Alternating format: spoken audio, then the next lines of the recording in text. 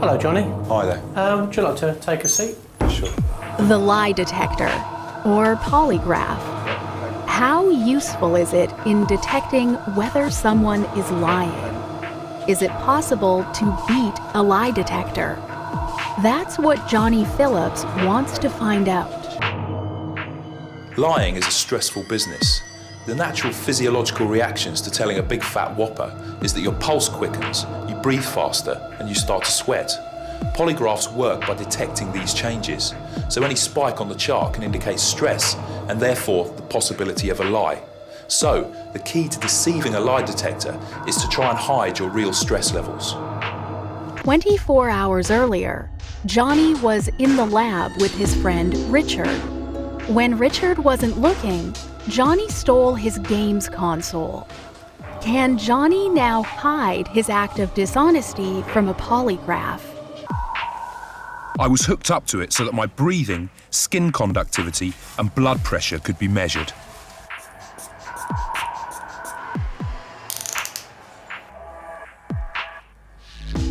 Polygraph tests start with the examiner asking a series of basic questions to which the answers are known to be true. This establishes a baseline which indicates the average stress levels of that individual.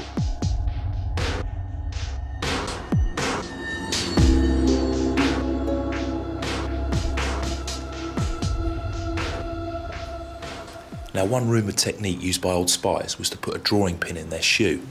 Now I'm going to press my toes down onto this pin during the baseline questions. Hopefully the pain will increase my stress levels so that during the potentially incriminating questions, my nervous stress won't register any higher on the charts.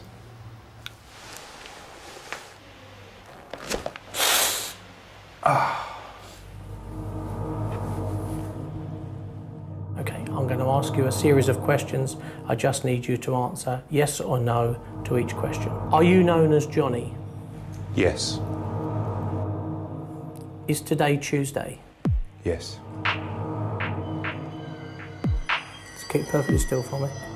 Which is quite difficult when your big toes jammed down on a drawing pin. Are you wearing a grey jacket?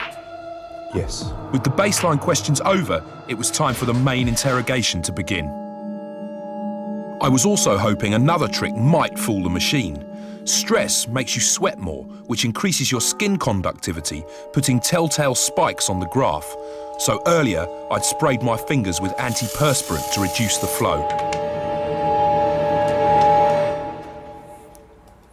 The test has started. Regarding the missing games console, do you intend to answer truthfully each question about that? Yes. Prior to age 25, did you ever steal anything from a shop? Yes. Famously, in the late 80s, CIA agent Aldridge Amis beat 2 polygraph tests while he was spying for the Russians by apparently just being super relaxed. Have my techniques worked with similar results?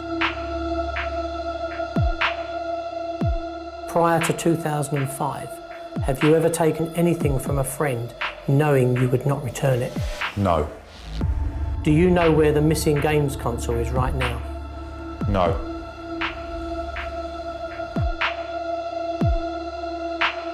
Did you take the missing games console that Richard was using? No. Well, Johnny, it would come at the end of your test, and I'm afraid to tell you that you actually failed the test. There's one particular question, which was, did you take the missing games console from the bench in the lab? And it shows a significant change in your breathing, in your galvanic sweat resistance, and your blood pressure. You failed one question, so you failed the entire test. I'd made a fatal error. Apparently, the pain-induced stress caused by the drawing pin produced a totally different spike to that caused by nervous stress, and tests have shown that most antiperspirants actually increase skin conductivity. I may not have beaten the lie detector, but a failed test isn't enough for a conviction in a UK court of law, although it might help persuade a jury.